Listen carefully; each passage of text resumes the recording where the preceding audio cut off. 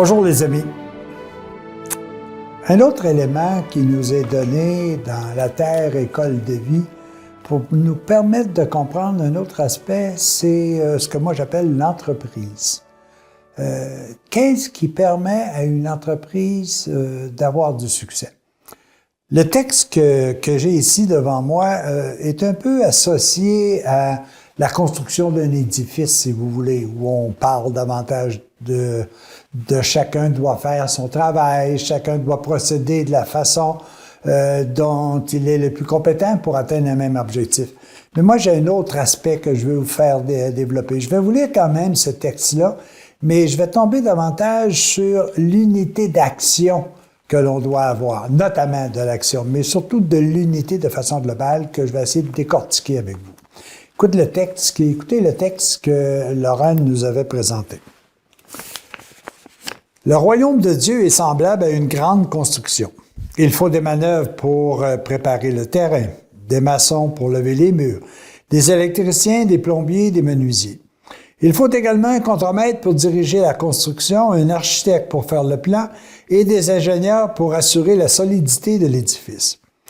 Tous les employés travaillent ensemble à la construction. Chacun a sa place, occupant une fonction que personne d'autre ne peut occuper. Chaque homme est nécessaire pour l'œuvre entière et chacun a un rôle à jouer dans l'édification de l'œuvre. Il en est de même dans l'édification du royaume de Dieu. Chacun a un rôle à remplir que les autres employés ne peuvent jouer. Chacun a une vocation à laquelle il est appelé et aucun fils et fille du royaume n'est exactement semblable à son frère ou à sa sœur. Et c'est en réalisant bien sa vocation qu'il se développe lui-même pleinement. Chaque fils et fille du royaume a une fonction, une mission à accomplir selon ses talents et ses capacités. Dans l'entreprise, le salaire, la récompense correspond au travail bien accompli selon les plans de l'architecte. Tout doit marcher en ordre pour que la construction progresse normalement. Si les manœuvres s'obstinent et veulent creuser les fondations un peu plus haut que prévu, ils seront renvoyés. Si les plombiers veulent installer des conduites d'eau sur le plancher, ils seront congédiés. La sagesse des employés consiste à bien comprendre les plans et à réaliser leur travail en accord avec ces plans. Alors, ils recevront le salaire juste pour un travail bien fait. Il en est de même dans le royaume des cieux. Et l'architecte d'un plan merveilleux, permettant à tous les fils et filles des hommes de devenir des fils et filles de Dieu par la foi. Je dis par la foi parce que nous sommes dans une situation un peu incomplète de ce qu'est véritablement le fait de devenir fils et filles de Dieu. Mais par justice, parce que nous sommes aussi fils et filles de Dieu par justice, de par la naissance divine que nous avons initialement reçue. Alors, nous avons à jouer des deux façons. Par justice, telle est la loi du divin qui a placé en moi sa vie. Mais par la foi, parce que moi, je dois comprendre ça. Je dois évoluer, je dois travailler à l'intérieur pour en arriver à accomplir toute justice. Comme Jésus le disait lorsqu'il a été baptisé par Jean-Baptiste. Non, baptise-moi.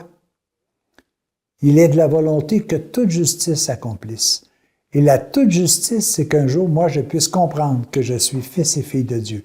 Mais pour l'instant, comme je ne l'ai pas assimilé de façon précise, c'est par la foi que je peux y arriver. On pourra approfondir davantage à un autre moment donné. Chacun a un rôle à jouer que personne d'autre ne peut accomplir dans l'édification du royaume. Dans la société, il faut des chefs, il faut des commerçants, des menuisiers, des cultivateurs. Chacun a un rôle à jouer pour le bien de la société entière. Dans le royaume de Dieu, chacun a également sa fonction et sa mission. L'un est docteur, l'autre est pasteur. L'un a le don de soigner, l'autre a le don de prophétiser. Chacun contribue selon ses aptitudes personnelles à l'établissement du royaume de Dieu. Et ce que j'ai ici, c'est un peu drôle comme note, c'est que C'est sûr que sur le plan terrestre, nous autres, on est obligés de mettre ça par catégorie. Le menuisier, le plombier, l'électricien, le contremaître, le plâtrier. Bon, on est obligé de mettre tous ces éléments-là, puis on dit, on a besoin de tout ça pour réaliser le plan. Puis, sur le plan spirituel, moi, je regardais, frère André, là, c'est un portier. Mathieu, là, c'était un percepteur d'impôts. Luc, semblerait-il que c'était un médecin. Joseph, c'était un menuisier. Marie, c'était une mère de famille. Puis même le roi David, au début, c'était un berger. Alors, je me dis, c'est quoi les hic là-dedans? Et ça m'a ouvert sur un autre aspect que j'aimerais développer. Que chacun ait un rôle à l'intérieur de l'édification de l'entreprise divine ou de l'entreprise terrestre, il y a autre chose en haut de ça qui est important. Chacun peut accomplir parfaitement sa job de plombier, d'électricien, de menuisier, d'entretien ménager, de comptable, de ci, de ça. Chacun doit bien l'accomplir. Mais qu'est-ce qui est supérieur à ça? Et c'est ça que je voudrais qu'on soit capable de développer ici quelques instants. Et moi, j'attribue ça à l'unité. Si je fais ma job de plombier en unité avec celui qui fait sa job d'électricien, en même temps que celui qui est comptable et en même temps que celui qui s'occupe de l'entretien, là, l'entreprise va bien aller. Mais si je ne suis pas en unité globale, j'ai un problème.